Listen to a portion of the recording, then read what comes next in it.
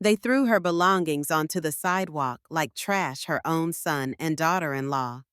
After 40 years of building a family, Nina returned home only to discover she'd been betrayed by those she loved most. But what they didn't know, Nina had one final card to play. Welcome to her Fireside Stories. I'm Clara, and today I'm sharing a tale of family betrayal and how a 68-year-old woman turned the tables, leaving her entire family stunned. Share where you're listening from in the comments, and don't forget to subscribe so you never miss our soul-inspiring stories each week. Now, let's dive into Nina's astonishing journey. You better grab your luggage before it's stolen. The cab driver's voice sliced through my days, snapping me out of the shock that pinned me to the car seat. In front of me, my 4 suitcases sat in a neat row along the cracked sidewalk, each handle wrapped with bright pink ribbons I'd tied for my trip to Chicago. On top of the largest one lay a scribbled note, the single page pinned down by a house key that glinted mockingly in the waning afternoon light. My name is Nina Ross, and I was 57 years old when my entire life changed in the span of a heartbeat. With my short, carefully styled silver hair kept neat because I found it empowering after so many years of blending in, I stepped out onto the curb, every nerve in my body buzzing with dread. Just beyond the suitcases loomed the gray brick exterior of the home I'd shared for decades with my late husband, Leon. We had bought this place back when interest rates were sky high, determined to make it our own. We poured our souls into building a life under that roof, one where our son Daniel grew up with backyard, barbecues, and piano recitals in the living room. Now it felt as if I were standing outside a stranger's house, an intruder who might be chased away at any moment. The wind ruffled my hair, carrying with it the faintest autumn chill. A second wave of confusion rolled over me when I saw that the curtains in the living room had been changed some sleek modern style I'd never chosen. This was the first sign that something was terribly wrong. At my feet, the note read, "If you want to stay here, we have the garage. Your loving daughter-in-law, Sylvia." I sucked in a breath, every muscle tensing.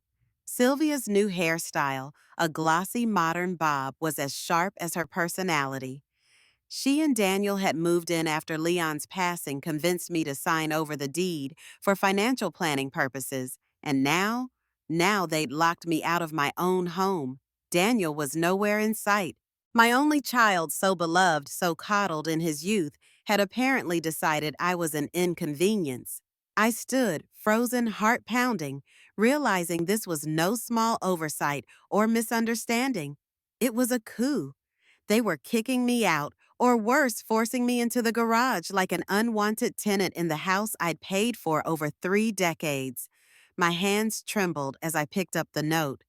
The words blurred momentarily, swirling into a meaning I didn't want to accept. It was inconceivable, like a twisted scene from a film I'd accidentally stepped into. I'd just returned from visiting my sister in Chicago for a week, a trip meant to clear my head and start healing from the grief that still lingered after Leon's passing 2 years ago.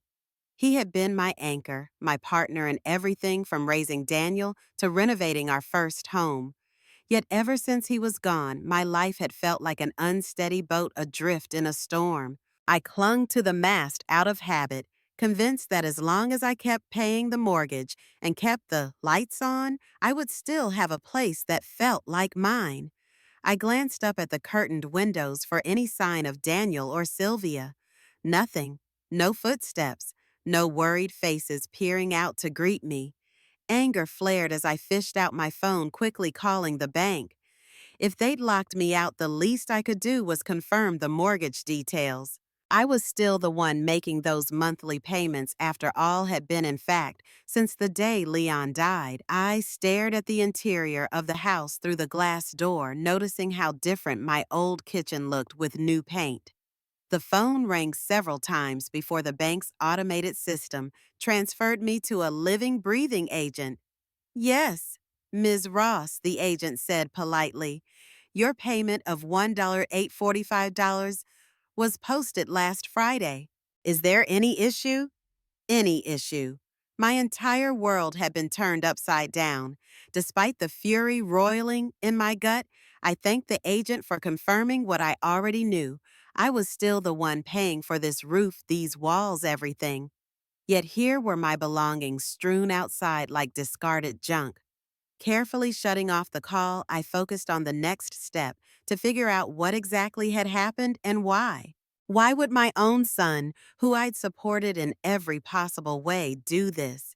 And where was he now while I stood in the drizzle with 4 suitcases and a broken heart before the taxi driver had even pulled away? I knew I had to call someone who'd understand this betrayal in all its ugly reality. I dialed Clara, my oldest friend and confidant. Clara and I had a bond that went back 30 years. We'd met in a local community theater group, she, with her curly shoulder-length hair that bounced whenever she laughed, and me always admiring how fearlessly she lived. Over the years, we'd navigated marriages, births, and losses side by side. I needed that steady presence now more than ever. Nina Clara's voice was warm but immediately laced with concern. She knew the quiver in my greeting meant something serious. Are you all right? I inhaled a shaky breath. They, they put my suitcases on the sidewalk, Clara.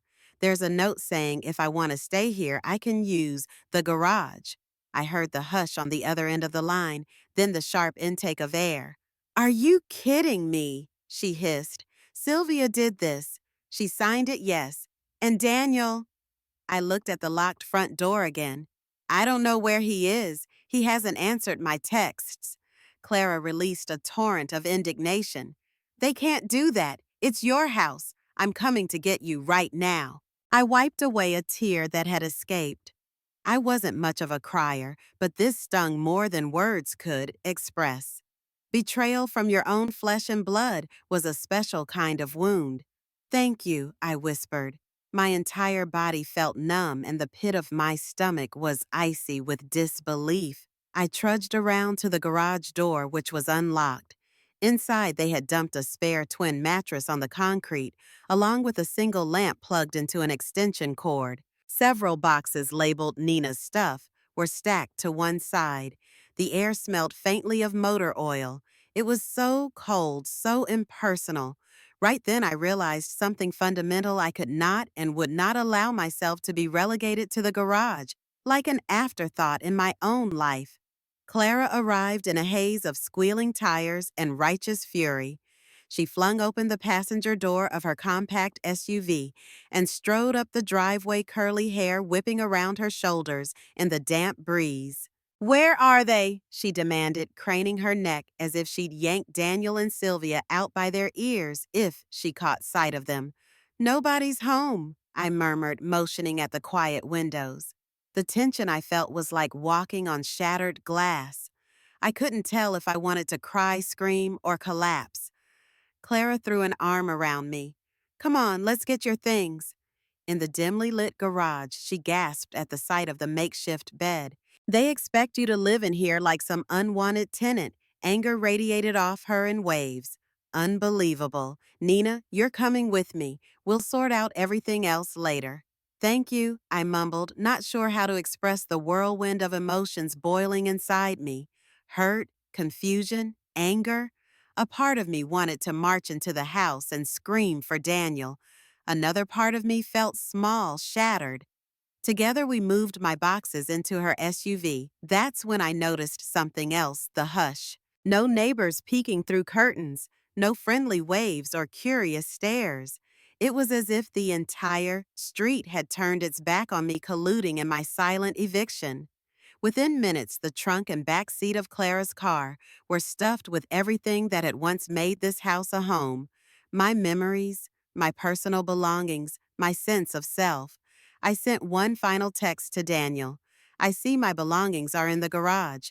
What is going on? Please call me. No immediate reply. My heart hammered as I climbed into the passenger seat, tearing my gaze away from the porch. The place, called home for 35 years, was now foreign. With every bump as we drove away, I felt the distance between me and my old life growing wider. I had no idea where I belonged anymore. Clara, though, was solid steady. "You'll stay with me and Max," she declared, referencing her husband. "We'll figure out how to handle Daniel and Sylvia, because believe me, we are handling this." I spent that first night on Clara's living room couch, unable to close my eyes for more than a few minutes at a time. The echo of that note, "If you want to stay here," rang in my ears, bruising my thoughts. Over and over, I replayed the last few months, searching for any clue that this was coming. Sure, Daniel and Sylvia had complained about my old-fashioned decor. They'd talked about wanting more space for their daughter Bella, a lively 6-year-old with pigtails I used to braid on Sunday mornings. But not once did I imagine they'd force me out of my own home. As dawn light filtered through Clara's gauzy curtains, I felt a strange sense of clarity. I might have lost the house for now, but I still had my wits, my dignity, and years of memories they couldn't erase. If they wanted a fight, they would get one. But first, I needed to understand my legal standing. Clara, always the organized planner, wasted no time. She made a pot of strong coffee, handed me a cup, and asked, "Who do we call first, the bank or a lawyer?" "Both," I said after a sip that burned my tongue but fueled my resolve. "I want to know exactly what my rights are, and I want to understand how this happened in the first place." Clara nodded immediately, texting her nephew Jake, an attorney who specialized in family disputes and property law. Then she flipped open her laptop to show me a website for the bank I'd been dealing with all these years, one that recognized me as the primary payer, despite the deed being in Daniel's name. I grimaced. I hope Jake can shed some light on this. I feel like I've been blindsided. Her expression softened. "Nina, you've done so much for that boy. Nobody can blame you for trusting your own son. But we need a plan now, and we'll get through this together." I leaned into her words, letting them fill the hollow spaces in my chest. A plan. Yes, I was no stranger to adversity, but it was time to remember that I wasn't just someone's mother or widow. I was Nina Ross, a woman who deserved respect. While Clara typed an email to Jake, I opened my phone to see if there were any missed calls or texts. Nothing. Not a single response from Daniel. A wave of sadness washed over me as I realized he truly had chosen silence over any explanation. But I refused to let heartbreak paralyze me. If Leon could see me now, I knew he'd want me to fight for what was right, to stand up for myself the way he had always encouraged. I looked around Clara's cozy living room, family pictures on the mantel, crocheted blankets on the sofa, the faint smell of lemon polish. My gaze landed on a small framed photograph of me, Clara, and our old circle of friends from years ago. We were all beaming, arms linked, celebrating some small victory that had seemed monumental at the time. It reminded me that life had good chapters as well as bad, and it was up to me to turn the page. Clara waved me over. "Jake can see us tomorrow morning," she reported, closing her laptop. "You ready to dig up all your old documents?" "Absolutely," I said. "I've kept every statement since Leon and I bought the house." My knack for record keeping had always been teased as excessive, but it was about to become my strongest weapon. If you're captivated by this turning point in my story, don't forget to hit that subscribe button to stay updated. I promise there's more to come: twists, revelations, and the fight for a life I nearly lost. I want you with me every step of the way, cheering from the sidelines. With that thought, Clara and I headed to the modest storage unit I'd rented when the house started feeling crowded. Inside were neatly labeled boxes containing everything from Leon's old fishing magazines to decades of mortgage receipts. We loaded the most relevant ones: deeds, bank statements, a copy of Leon's will, into the trunk. Adrenaline kept me going, fueling each movement.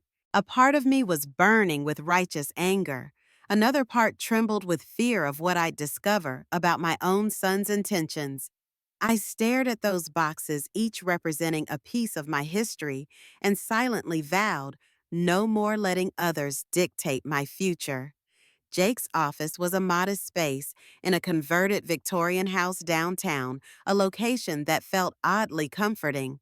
The creaking floorboards and charmingly crooked door frames made the place seem lived in authentic. He was waiting for us in a small conference room, wearing a crisp button down shirt with the sleeves rolled up, showcasing a discreet tattoo on his forearm, a testament to his modern approach to law and life. With short, neatly combed black hair, Jake exuded a calm that immediately put me at ease. He began by flipping through the documents I'd brought. "So you've been making mortgage payments for a property no longer in your name," he clarified, scanning a spreadsheet. "And your son and daughter-in-law live there, correct?" I winced. They do or did, but now they're basically forcing me into the garage. They left my bags outside. Jake let out a long exhale. "I'm sorry, Ms. Ross. Legally, this is messy, but there might be some recourse. Were there any written agreements about who would pay the mortgage after you transferred the deed?" I shook my head. "No, it was informal.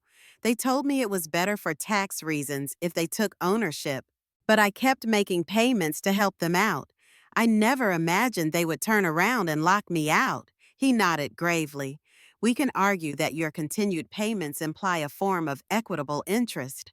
We'll also check if there are elder protection statutes we can invoke." That word elder made me bristle, but I said nothing. I was painfully aware that I was edging towards 60, but inside I still felt capable and strong. Or at least I wanted to be. Jake asked more questions, taking notes about the family dynamic, my relationship with Daniel, and the timeline of events. With each detail, I felt a mixture of relief and mounting anxiety. Relief that maybe I wasn't completely powerless. Anxiety about the emotional toll this would take on all of us, especially on me. Clara, seated next to me, occasionally squeezed my hand. Her eyes flashed with protective anger whenever Jake asked for specifics about how Daniel and Sylvia treated me. By the end of the meeting, we had a plan: gather more evidence of my financial contributions, contact the bank directly, and be prepared for a confrontation that might get ugly. I stepped out of Jake's office into a glaring afternoon sun that felt at odds with the storm inside me. My phone buzzed and I glanced down to see a text from Daniel. "Mom, we need to talk. Call me." My heart lurched. Finally a response. But I was torn between the yearning to hear my son's explanation and the seething anger at what he had done. Clara, always attuned to my mood, gave me a small nudge. "Go on," she said softly. "Just keep in mind what Jake advised. Don't agree to anything rash." Nodding, I stepped away from the sidewalk bustle and dialed Daniel's number. He answered on the first ring.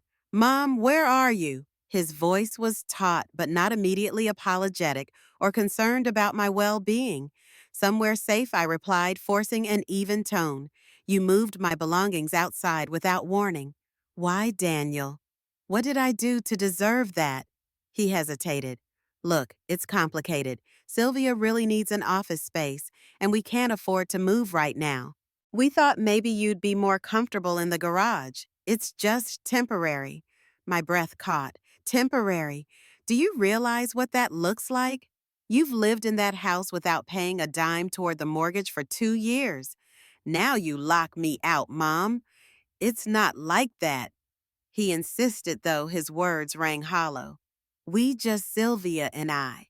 We have different plans," I bristled. This was the child I once read bedtime stories to, the teen I taught to drive the young adult I supported through college. "If your plans involve throwing me aside, I have a problem with that," I said, my voice shaking. "Why didn't you talk to me first?" He sighed, exasperated. "We tried, but you were always so emotional. Plus, you went out of town. We just had to make a quick decision." I blinked back furious tears. "And that decision was to dump me, the person still paying your mortgage, into the garage. Goodbyes, Daniel." I hung up before he could reply, my hand trembling. Clara squeezed my shoulder, saying more with her eyes than any comforting words could. That night, Clara made spaghetti and insisted I eat a proper meal, though my appetite was non existent. Max, her husband, tried to distract me with stories of his volunteer work at the local animal shelter, but the conversation felt like background noise. I drifted through the evening like a specter, my mind returning to the humiliating image of my suitcases on the sidewalk over and over again. After dinner, I retreated to the guest bedroom. It was painted a soothing lavender with thick curtains that muffled the street lights outside. Clara had set out fresh towels on the dresser, and a small vase of daisies from her garden adorned the nightstand. This gesture of genuine care nearly brought me to tears. Lying there staring at the ceiling, memories began to spool through my mind. Leon, with his salt and pepper hair, had passed away after a sudden heart attack 2 years prior. We'd had our share of ups and downs, moments of tension, arguments over finances, but in the end, love always prevailed. I never doubted for a second that I was his partner. And Daniel, I recalled him as a mischievous child, proud of every drawing he brought home from school. Where had that young boy gone? The one who used to bring me daisies from our yard, just like the ones Clara left on the nightstand. I decided I couldn't let these memories paralyze me. I needed to turn them into motivation. Leon had always told me I was stronger than I realized. Nina, he used to say, when you fight for something you believe in, you're unstoppable. Sitting up, I grabbed a notepad from the nightstand and began listing all the steps I needed to take. It was a technique Leon had taught me: organize your thoughts, put them on paper, then act.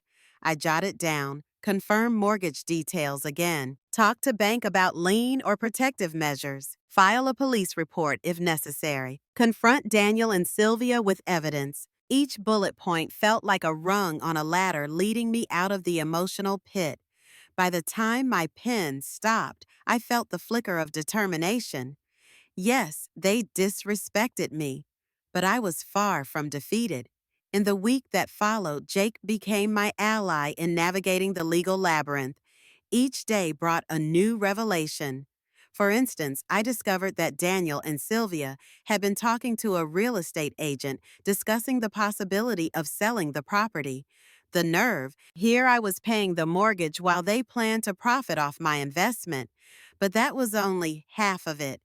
According to Jake, if I could prove I'd been making payments and contributing to the upkeep, I might have a case to place an equitable lien on the home. It wouldn't magically revert the deed to my name, but it could prevent them from selling the house without first compensating me. It was a glimmer of power in a situation where I felt so powerless. Clara joined me on each bank visit, helping to keep me calm. At one point, the bank's representative, Thomas, a gentle spoken man in his mid 30s, confirmed something that made my blood boil. Mrs. Ross, we show you as the consistent payer for the last 24 months. There have been no contributions from Daniel Ross at all. He paused, carefully gauging my reaction. I'm sorry you're going through this. If it helps, your excellent record here could support your claim. I thanked him, swallowing a lump of heartbreak. This was my son, the child Leon and I raised with love and endless support. How could he stand by and let Sylvia drive me out? The confusion mingled with anger, forming a heavy knot in my chest. One evening, I tried calling Daniel again, hoping for a civil conversation. My call went straight to voicemail. Bella, my granddaughter, flashed in my mind. Had they told her anything? Did she know I was still out here in limbo, unsure of when I'd see her again, exhausted? I returned to Clara's house each night, where I was greeted by the comforting swirl of her curly hair and her unwavering determination to see me through this ordeal. Day by day, I began to realize if Daniel and Sylvia wanted a fight, I was more than ready to give them one. I might have short silver hair and a tired heart, but my spirit was far from broken. Despite the emotional roller coaster, something surprising happened. I started to rediscover parts of myself I'd long forgotten. Clara encouraged me to go for morning walks around her quiet neighborhood, and I soon found that the crisp air and the rhythmic sound of my sneakers on the pavement cleared my head better than any pill. I began to see paths forward that didn't rely on Daniel's approval or permission. At Clara's urging, I also revisited an old hobby, sketching. Decades ago, I used to draw landscapes and still lifes mostly as a stress reliever. I dug out a forgotten box of charcoal pencils from Clara's attic and began filling a notebook with quick sketches, the corner of her living room, the silhouette of the oak tree in her yard, memories of my own house. In these sketches, I felt a sense of control, like I could reclaim the narrative of my life if I just kept penciling the lines. Financially, the situation was daunting. Leon's life insurance had helped keep me afloat, but now every dollar was tied up in the mortgage I'd been paying. My job skills, while outdated, were still there. Before becoming a homemaker, I'd worked for a few years as a receptionist, and I wondered if I could do something similar now. I wanted to regain my independence in more ways than one. Jake's updates arrived regularly via email. The lien process was underway, and we'd filed a formal notice with the county. According to Jake, if Daniel and Sylvia tried to list the house, they'd be in for a rude awakening. A small pang of guilt surfaced whenever I imagined the shock on Daniel's face if he found out he couldn't make a profit off my back. But that guilt was overshadowed by a new sense of self-worth. I was no one's doormat. That night, I curled up in Clara's guest bed, wearing old pajamas and hugging a hot water bottle for comfort. Tomorrow, I told myself I'll take another step forward. If Daniel refused to speak to me, I'd just have to show him my side of the story in a more tangible way. The next day dawned bright with possibility, and I seized it by hopping onto Clara's computer to update my resume. Even though I felt a bit silly, who would hire a woman nearing 60 who'd been out of the workforce for decades? Something in my gut told me it was time to move forward. Maybe I'd been stuck in my comfort zone for too long, relying on the illusion that my son would always honor family ties. A flurry of phone calls ensued, one to a local diner advertising for a hostess position, another to a small marketing agency looking for a receptionist. Each voice on the other end was polite but non-committal. Still, the act of applying felt empowering, a reminder that I wasn't helpless. Clara peeked into the room with her perpetual look of concern. "Any luck?" she asked softly. I shrugged. "It's early, but I'm trying. I can't just sit here waiting to see what Daniel and Sylvia do next." She smiled, offering me a warm mug of tea. "I'm proud of you," she said, genuine tears glinting in her eyes. Later that afternoon, Jake called with an important update. Daniel and Sylvia have reached out wanting a meeting. They claim they want to resolve this without legal complications. My pulse quickened. "A meeting as in they want me to drop the lien?" Jake's voice was careful. "Likely. They mentioned needing to finalize some real estate venture. My guess is the pushback from the bank changed their tune." I swallowed hard. This was the confrontation I'd been both dreading and craving. Part of me longed for Daniel to apologize, to see the error of his ways. Another part doubted he ever would. "I'll be there," I said. "Let's find out if they're willing to treat me with basic respect or if they just want me back on the mortgage leash." The following morning, I dressed in my best navy slacks and a cream blouse, simple but dignified. Clara fixed my hair, offering encouraging murmurs as she brushed and patted down my short silver strands. It felt oddly like preparing for a job interview or maybe a battle. In many ways, it was both. I was interviewing for respect in my own family, and I was prepared to fight for it. Jake had arranged the meeting at his office, ensuring we were on neutral ground. Clara came too, offering moral support, though she agreed to wait in the lobby so as not to overwhelm Daniel and Sylvia.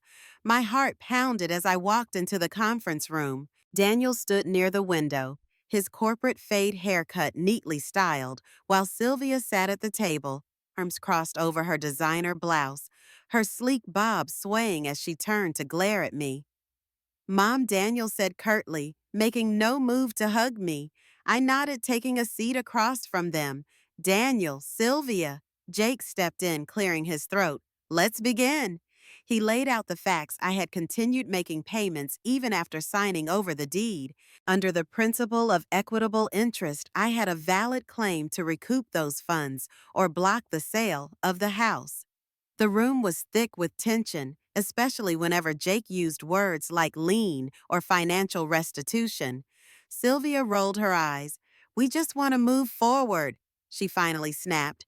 We can't afford these payments and we need to sell. But this lien is scaring off buyers. I felt a flicker of grim satisfaction. So that was it. They'd been counting on a quick, profitable sale. And what about me? I asked calmly. Where do I fit into your plan? Daniel's gaze flickered to mine, but then shifted away. Mom, we told you. We can't accommodate everyone's needs in that house. We thought you'd be fine in the garage temporarily. I clenched my fists beneath the table. I've paid the mortgage for 2 years straight while you were saving for your future. You had no right to lock me out. You can't treat me like an afterthought. Sylvia huffed. We have a family to think about. Jake's eyes narrowed. And Nina is part of that family, wouldn't you say? Daniel exhaled in frustration, finally meeting my eyes. Mom, we didn't plan on it happening this way. We just, we need to sell the house.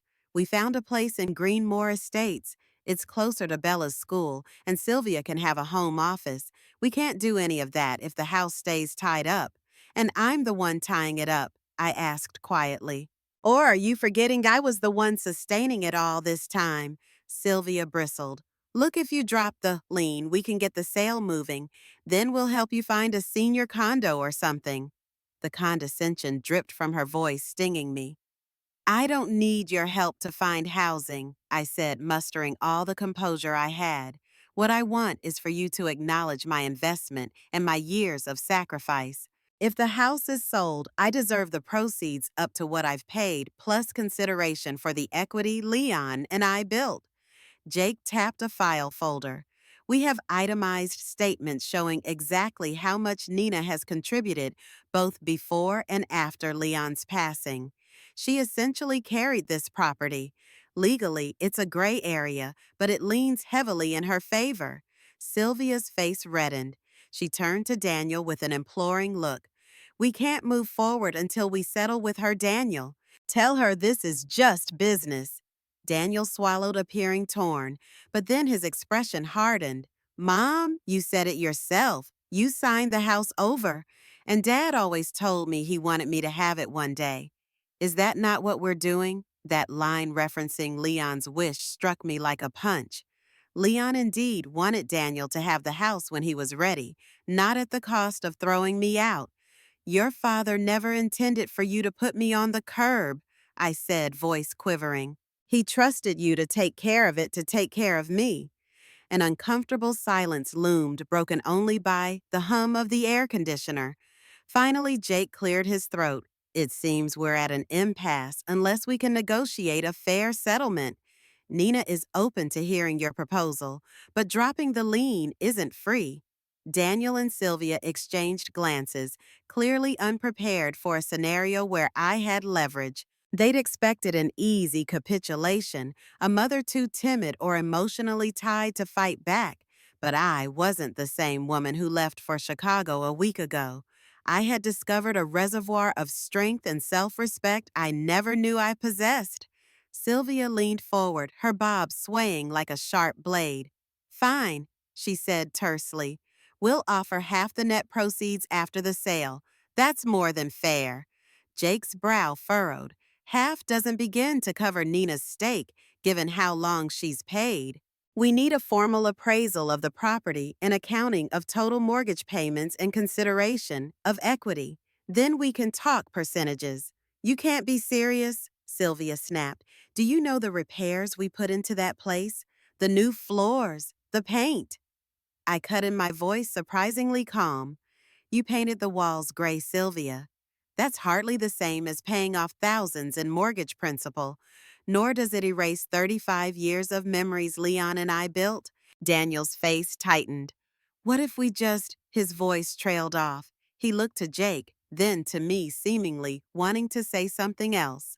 Mom, We thought you didn't want the house anymore. You told me once you were tired of the upkeep. That was my grief talking, I admitted, and my trust in you to be a caretaker, not an executor. I never thought I'd be forced out of the home I loved. A pained expression flitted across Daniel's features, but it vanished quickly when Sylvia tapped his shoulder.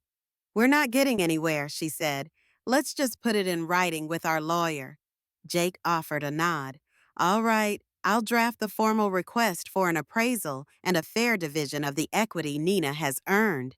Until that's resolved, the lien stands. You cannot finalize any sale without her approval.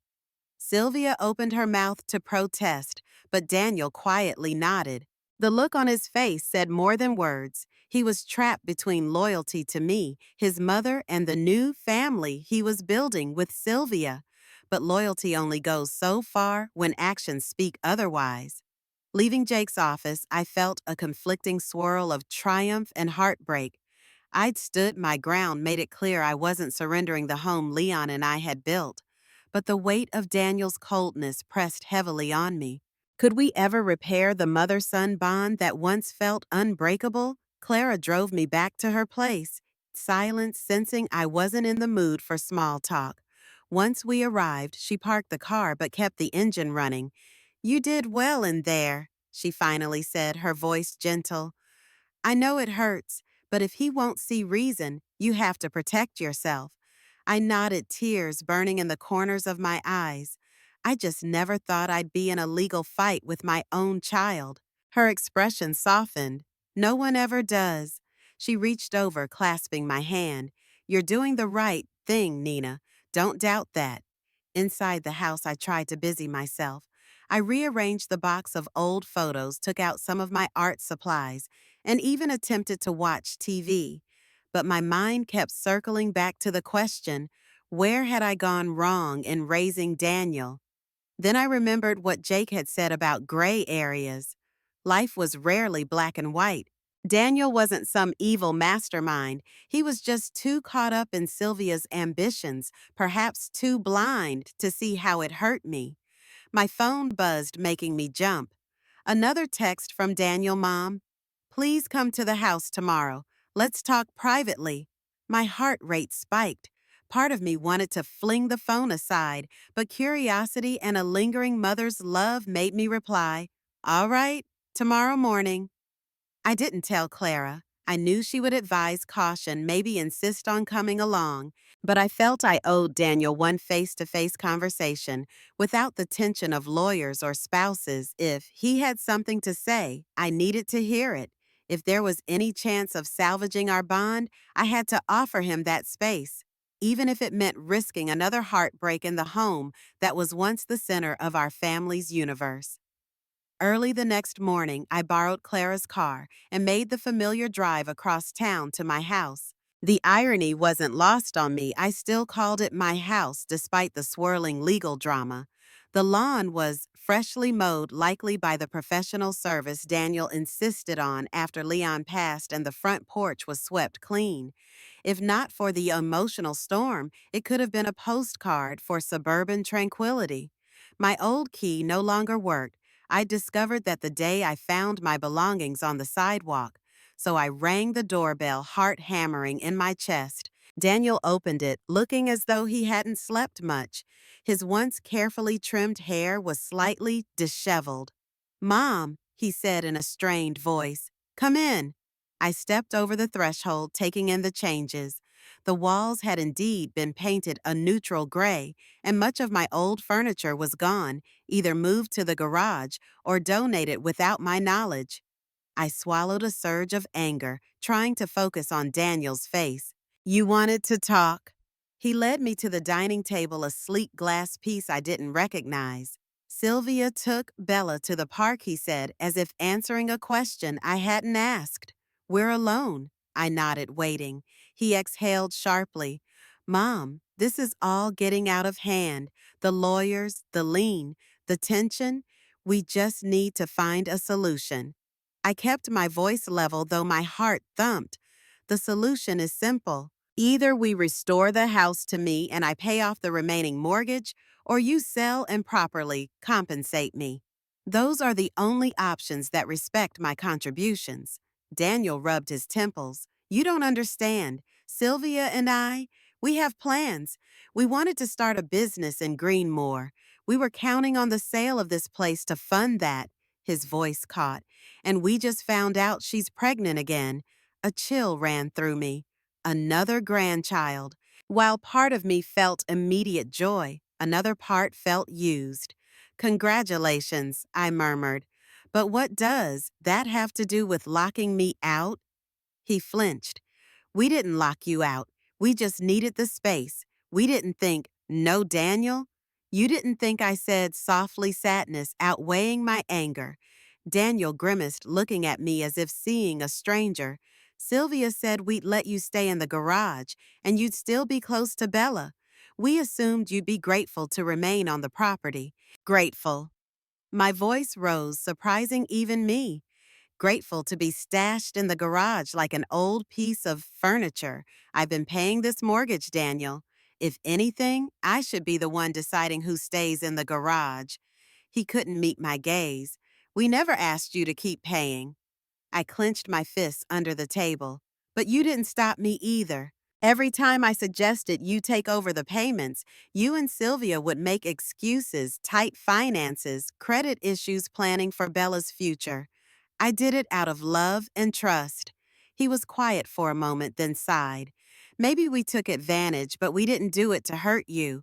We have a growing family, bigger dreams, and I have none. I interrupted. My heart ached with how foreign these words felt. What about my dreams, my comfort, my home? Daniel sighed again as if carrying a weight. It's complicated. Sylvia thought you were always on board to eventually move to a smaller place or a retirement community.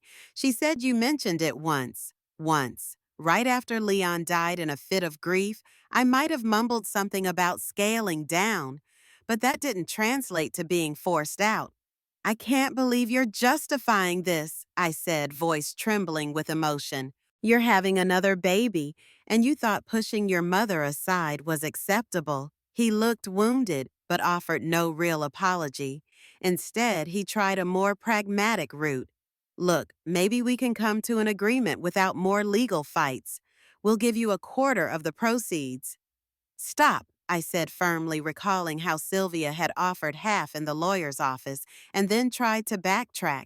You can't negotiate down from the minimal fairness your own attorney suggested. My terms remain the same. Either the house reverts to me, or you compensate me fully for my share, including the equity. Silence stretched between us in the sunlit dining room, a room that once hosted holiday feasts with laughter and warmth. Now the tension was so thick, it felt like the walls themselves were listening, waiting. I stood up, unable to bear Daniel's unreadable stare any longer. I have nothing else to say, I told him. If you want to negotiate further, do it through Jake. Mom, he said softly. I paused in the doorway, my heart seizing at the gentleness in his voice, the same tone he used as a little boy when he wanted extra cookies. I do love you. It's just, life is complicated. We're trying to do what's best for Bella and the baby. The pang of hurt returned. What's best for Bella includes showing her how to treat family with respect, I answered.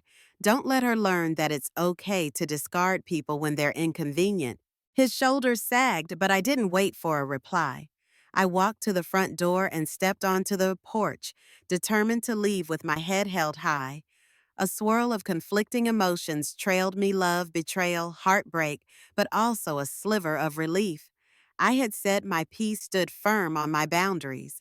Back at Clara's, I recounted the conversation while she brewed a pot of chamomile tea. Her face tightened with each detail, her curly hair practically bristling. He's still not fully apologizing, she observed. He's just looking for a way out of financial trouble. He doesn't realize the emotional damage. I nodded, feeling tears gather. It's like we're talking a different language. I keep telling him this is about respect, and he keeps turning it into a transaction. Clara handed me a steaming cup. Well, you have rights here. Jake is making sure of that. But beyond that, you have the right to live a fulfilled life with or without Daniel's approval. I sipped the tea, letting the warmth soothe my throat. What does that life even look like? I whispered. I'd always pictured my golden years surrounded by family. Now I'm fighting my son for basic dignity. Clara's eyes softened.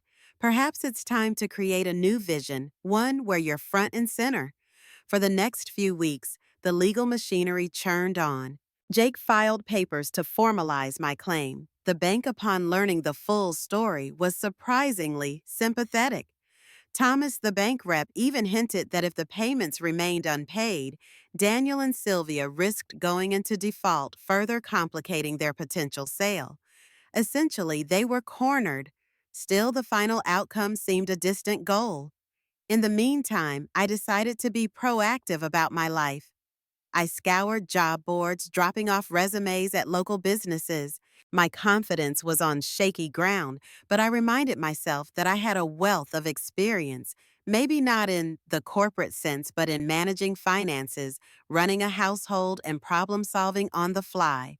That had to count for something. By sheer coincidence, I ran into Donna, the owner of a cozy neighborhood cafe, while buying groceries. She had short, spiky red hair and a warm, boisterous laugh that echoed in the produce aisle. We chatted, and she mentioned she needed extra help, someone reliable to handle morning orders and keep the front area tidy. My heart fluttered with excitement. I asked if she'd consider me, and to my delight, she said yes on the spot. You know, you remind me of my aunt, she said with a grin, and she was the backbone of our family. That's the kind of energy we need. I started the very next day. Dressed in a simple black polo and comfortable shoes, I spent my first shift pouring coffee, writing down orders, wiping tables, and greeting customers with a smile. It was humbling and exhilarating in equal measure.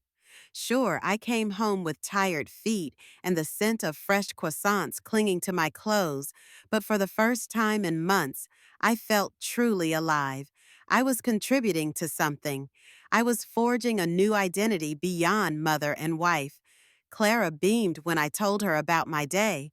Max offered a toast over dinner to new beginnings, and for once I allowed myself to feel hopeful. Perhaps losing the house, my old sense of security would lead to something more genuine and self-made. I wasn't sure yet, but the possibility was there, and it sparkled like a distant star I was determined to reach. The cafe job turned out to be my lifeline. With each passing day, I learned new skills: how to manage the cash register without panicking, how to memorize the regular's favorite pastries. Donna even taught me the basics of latte art, laughing when my first attempts turned out more like Rorschach tests than hearts. Still, the sense of community lifted my spirits in a way I hadn't anticipated. Customers eventually learned my name, greeting me warmly when they came in. Some even noticed my short silver hair and complimented me on its stylish cut, which tickled me. I'd always thought of it as purely practical, but apparently it suited me. A couple of the regulars asked about my life, and although I didn't share the whole fiasco with Daniel and Sylvia, I mentioned I was in the process of reclaiming my independence. Their encouraging nods made me feel seen. On my off hours, I continued to meet with Jake. He had just received an appraisal on the house, and the numbers were revealing it was worth more than I'd realized, which bolstered my claim. Of course, Daniel and Sylvia protested, arguing the appraisal was inflated, but facts were facts. One afternoon, after a particularly long shift at the cafe, I checked my phone to find a voicemail from Daniel. "Hey, Mom, it's me. Bella keeps asking where you are.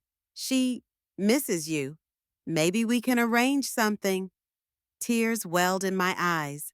I'd been so consumed by the legal fight that I hadn't realized how much time had slipped by since I'd last seen my granddaughter. Bella's bright giggles and insatiable curiosity were a salve for my soul. I returned Daniel's call, my voice softer than before. "I'd love to see Bella. Whenever she's free, let me know." He hesitated. "Well, why don't you come by the park on Saturday? Sylvia has a doctor's appointment, and I could use help watching her." A flicker of disappointment he needed me more as a babysitter than as a grandmother.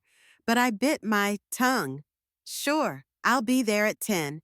As I hung up, I felt the swirl of joy at seeing Bella blended with the lingering sting of being reduced to a convenience.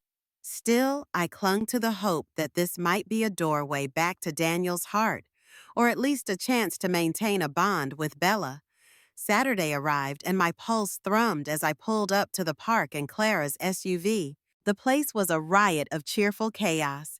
Kids on swings, families picnicking, dogs chasing after frisbees. My eyes scanned the crowd until I spotted Bella, her dark hair in two braids bounding toward me with arms wide open. Grandma Nina, she squealed, and my heart practically melted. I bent down to scoop her up, inhaling that sweet, sun-kissed scent that only small children seem to have. I missed you so much, I whispered. Bella grinned, revealing a gap where she'd lost a front tooth. Daddy said you've been busy. Can we go feed the ducks?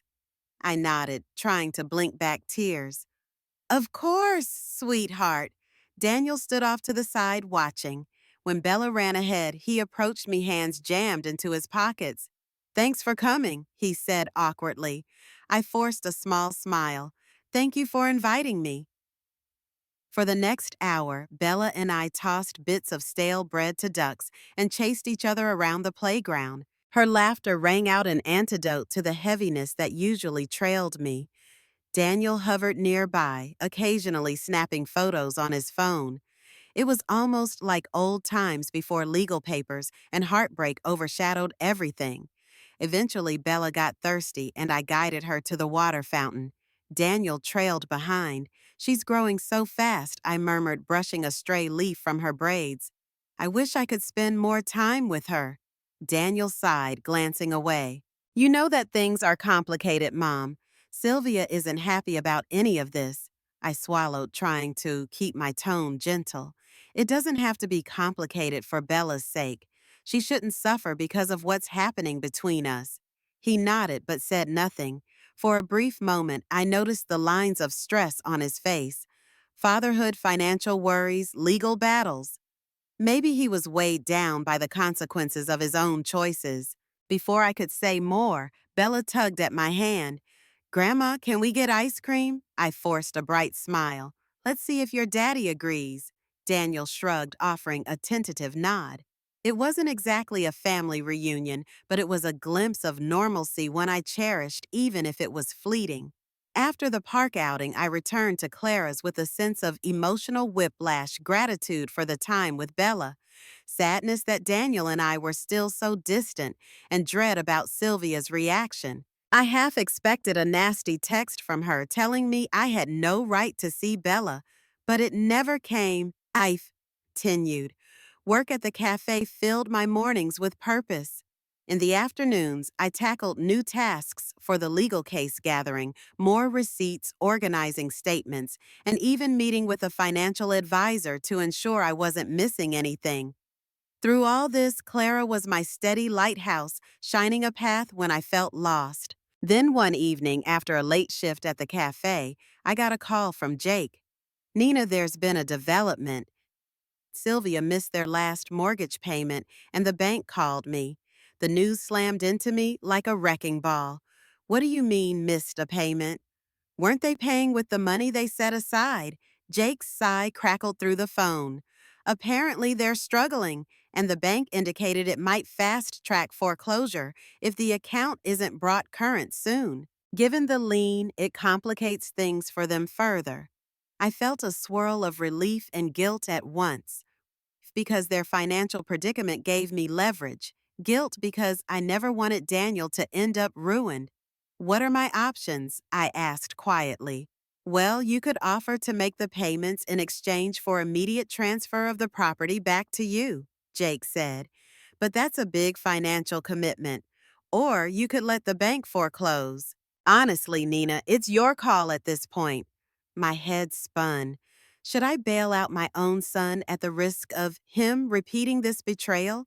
Could I walk away and watch my house slip into foreclosure? The latter seemed like a cruel end to all Leon and I had invested, but the former sounded like enabling them again, letting them off the hook. I thanked Jake and hung up, sinking onto Clara's couch. My mind raced with possibilities, each one tinged with sorrow or anger. I felt like the old battered doormat again, facing the risk of being trampled anew. In a moment of quiet reflection, I sat under the soft glow of Clara's living room lamp, flipping through a worn photo album I'd salvaged from the garage. There were pictures of Leon and me in our 20s, bright-eyed and full of dreams. Shots of Daniel's first birthday, the yard decorated with balloons. I remembered how Leon used to toss Daniel in the air, how Daniel would squeal with delight, trusting his dad would always catch him. I closed the album and mulled over Jake's words. Could I truly let the bank foreclose on the place where all these memories were born? I couldn't. As angry as I was with Daniel, the house was more than just a piece of property. It was a part of my identity. Letting it go would feel like erasing my own history. Clara sensed my turmoil. She placed a gentle hand on my shoulder. "You don't want to see it slip away," she said softly. "I understand. But if you assume the payments again, what stops Daniel and Sylvia from mooching off you once more?" I exhaled, frustrated. "Jake can put conditions in writing. Maybe we can structure it so the deed returns to me if I resume payments. That way, if they want to live there, they pay rent or get out. If they refuse, it's their problem, not mine." Clara's lips curved into a faint smile. "That's the Nina I know, practical yet compassionate. You're not giving up on your home or yourself." At night, I called Jake back and told him my plan. I would catch up the mortgage, but only if Daniel and Sylvia agreed to sign the deed back to me immediately. No more half measures, no more manipulations. If they refused, I'd let the bank do what it had to. I felt both fear and relief swirl in my chest as I relayed my decision. This was my line in the sand, and either Daniel would respect it or I'd finally irrevocably walk away. 2 days later, we all converged once more in Jake's office, me, Daniel, Sylvia, and our respective attorneys. My posture was straighter than before, my short silver hair, meticulously styled as if it were armor. I intended to show them I was not some timid, aging woman to be brushed aside. Jake opened with a summary of the financial predicament. Daniel and Sylvia were in default, the bank threatened foreclosure, and my lien remained a roadblock. Then he presented my proposal. Nina will assume the remaining mortgage preventing foreclosure in exchange for an immediate transfer of the deed back to her. She will own the house outright. If Daniel and Sylvia wish to remain, they must pay rent or vacate by the end of the month. Sylvia shot up from her seat, her sleek bob swaying. "This is insane. We have a child and another on the way. You expect us to just become tenants in what was given to us?" I met her furious gaze evenly. "It was never given to you. You used my money to maintain it, and you tried to push me out. Now you face the consequences. If you can't afford rent, you'll have to move." Her face turned red. "We already spent so much on upgrades. We put in hardwood floors, new appliances. That's our investment." Jake slid a sheet of paper across the table. "The appraised increase in value from your upgrades doesn't offset the mortgage payments Nina covered. In fact, it's a small fraction of the equity she's built over decades." Daniel looked pale. His eyes flickered between me and Sylvia. "So if we sign, we lose the house, but at least we don't lose everything in foreclosure." "Yes," I said, my voice trembling with a mix of sadness and determination. "You won't be saddled with a foreclosure on your record. You can start over." "But the house is mine." Sylvia's eyes brimmed with anger and perhaps tears. "What if we fight this in court?" Jake leaned forward. "You can, but the missed payments and the lien give Nina a strong case. A legal battle would take months, cost more money, and likely still end in her favor." An excruciating silence filled the room. Then Daniel's face etched with defeat picked up a pen. Sylvia hissed his name, but he ignored her, flicking through the pages of the settlement. Carefully, he signed each line indicated by Jake's sticky note tabs. When he was done, he slid the documents to Sylvia, who stared at them as though they were a viper waiting to strike. With a visible tremor in her hands, she added her signature. In that moment, I witnessed the final unraveling of the illusions that had led us here, illusions of entitlement, illusions that family could be used as a doormat without repercussions, illusions that love was unconditional no matter how you trampled on someone. Jake and the other attorney notarized everything, and I felt a profound weight lift from my shoulders. My house was returning to me, albeit scarred by betrayal, but still mine. My vision blurred with tears. I thought of Leon, of how proud he'd be to see me standing tall. I thought of Bella and the new baby, hoping one day they'd understand that families can heal, but only with honesty and respect. Daniel and Sylvia left without looking back, the tension radiating off them in waves. After they exited, Jake turned to me. "Are you okay?" I sank into a seat, tears threatening to spill. "I don't know," I admitted. "I'm relieved and sad, but maybe that's just how it has to be." Clara burst into the room, hugging me so tight I could barely breathe. "Nina, you did it!" Her curly hair brushed against my cheek, a tangible reminder that I had people who genuinely cared about me. That evening, as I stood on the porch of my newly reclaimed house, the sunset painted the sky in fiery oranges and soft pinks. I inhaled the familiar scent of the old maple tree Leon and I planted decades ago. Yes, the rooms inside bore marks of Sylvia's touch, the paint colors foreign to me, the furniture, arrangement all wrong. But the bones of this home, the foundation, the quiet hum of memory belonged to me and Leon.